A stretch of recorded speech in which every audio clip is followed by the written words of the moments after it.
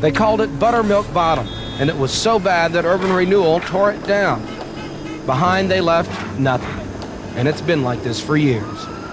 The city's been waiting years for some developer to come up with an idea to put houses on this tract, but fear of inner-city crime has scared most away. So Buttermilk Bottoms, the earliest that we know of on the written record is roughly around 1917 in a newspaper when there was a huge fire that burned over 60 blocks of Atlanta. No one knows where that truly came from. There are, of course, lots of speculation. It was a predominantly poor African-American neighborhood, and in the 60s, that's when the city of Atlanta gentrified it and to build the Civic Center. And a company called DAC had the land and sold it to this developer. And that's how 505 came about. Down here in Buttermilk Bottom. Buttermilk Bottom. Yeah, Buttermilk Bottom. The art at 505 really just makes people feel happy. My name is Brad Colosso, and I am the community director here at 505 Courtland. A lot of thoughtful planning went into the project, and when people first walk into the space just to tour the property, they're just telling us that it makes them feel happy, and it just makes them feel like they can be themselves here from the moment they walk in the door. So my name is Anna Akpeli, and I am the curator in residence at 505 Courtland. A curator for me is kind of somebody who is there to bring people together and make connections that maybe people wouldn't normally be able to make on their own. The artists that are currently have, murals displayed on property are amazing. It brings a lot of community. When residents come through the door, they feel like they're at home. Just the vibrant shapes. I mean, from our lobby, we have this beautiful mural that was created by Lila Brunette. This place is a beacon for it, and I love that that is something I got to be a part of. And I think that speaks about where we want this community and we want this location to be. My name is Lila Brunette, and I'm a local Atlanta mural artist. So this mural is in the very front, all the windows facing the lobby of this beautiful location. I wanted it to be impactful, and that's starting with the figures. I wanted the figures to be telling a story. We talked a lot about the history of this space and what it was going to become. I think my mural is a contribution to the story of Buttermilk Bottoms. Art tells a story, and you're working with an interior designer, and suddenly, you're creating this whole amazing environment. My goal for this piece, after I found out that it was going to be in the lobby, was just to blow people's minds. And so that's with color, pattern, lots of different textures, and every time you walk by, I wanted them to see something a little different. So there's a lot of Easter eggs in the piece. This project was really, really exciting, start to finish. Once I got on a call with them and we were just talking about what their vision was, hearing the story of the community and the Buttermilk Bottom, like buttermilk funk kind of stuff, I was like, I actually really dig that story, and my wheels in my head started turning instantly. Hi, my name is Nika King, and I'm an artist here in Atlanta.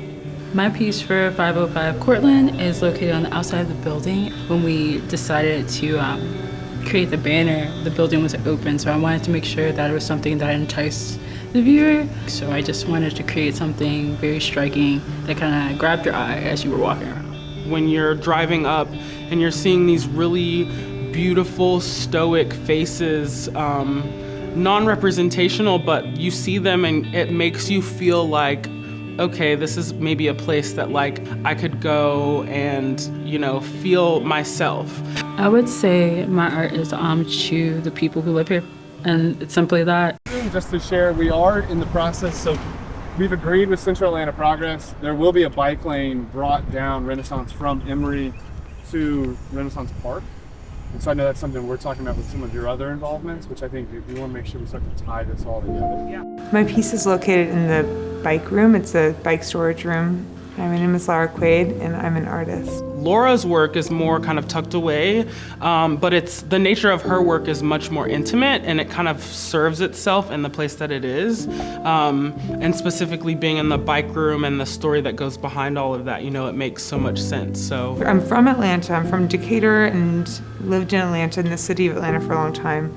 But now I actually live in Medellin in Colombia. One of the most outstanding things that I find there is the amount of public space that's really well utilized, that we can learn so much from, and I hope to bring that to Atlanta. There's a tremendous amount of community that's built around these shared environments.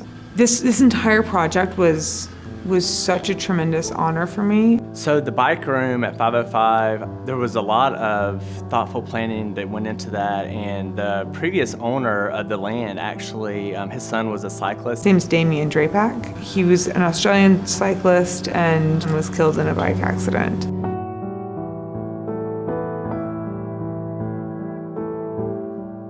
I really wanted to make sure that the piece was respectful and yet playful. When we learn, especially grieving processes, it's incredibly important that we still maintain some form of playfulness. The actual design of the piece, it's 2 paintings. It's on a wall. It's on 2 walls. And so one of the paintings has a white bike, and the white bike represents when someone's killed in a bike accident. The community will paint a bike white, sometimes orange, and they'll tie it to a post or something nearby to represent the fact that somebody was killed on their bike in that spot. On the other wall, there's a reflection of him, a shadow, and the idea is that it would be that bike, but that's like his spirit being shown.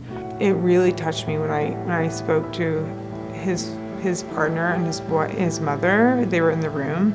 It was an incredibly moving experience just to be there with them and see her looking at the painting of him as though she was looking at him.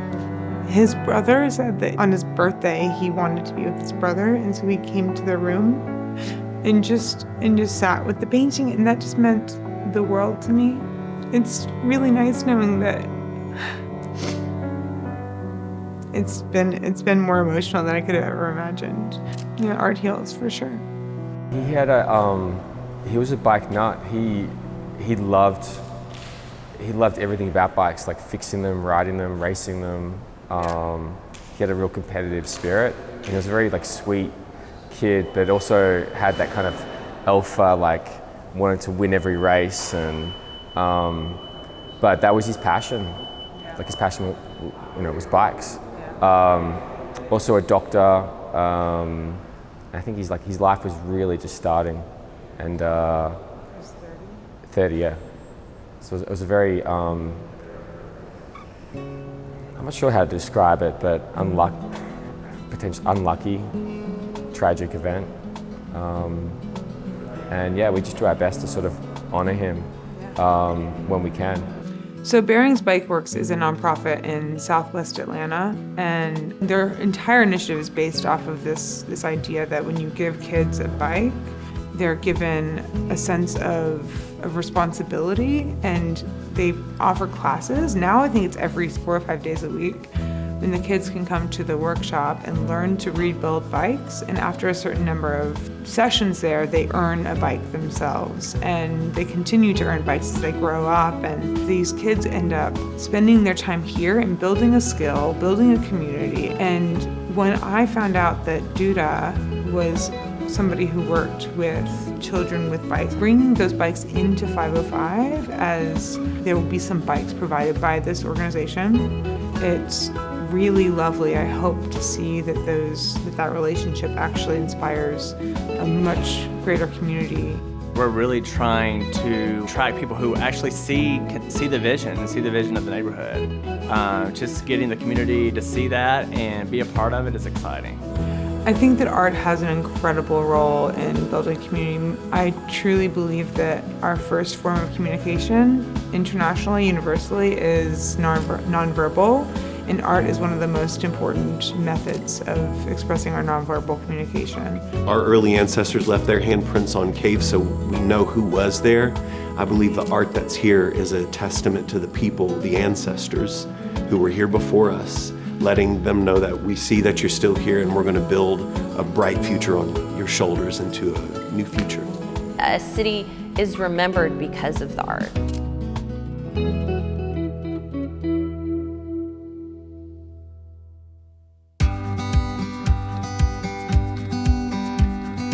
All of these places I've been, they don't feel like forever. But each step I'm taking, it seems like I'm finding myself.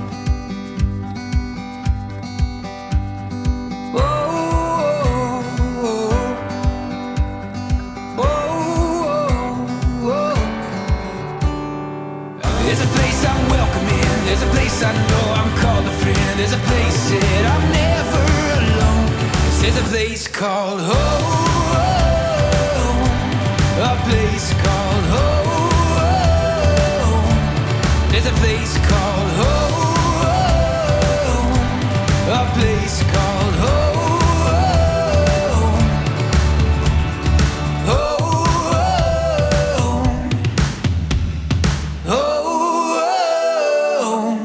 Live like Bob.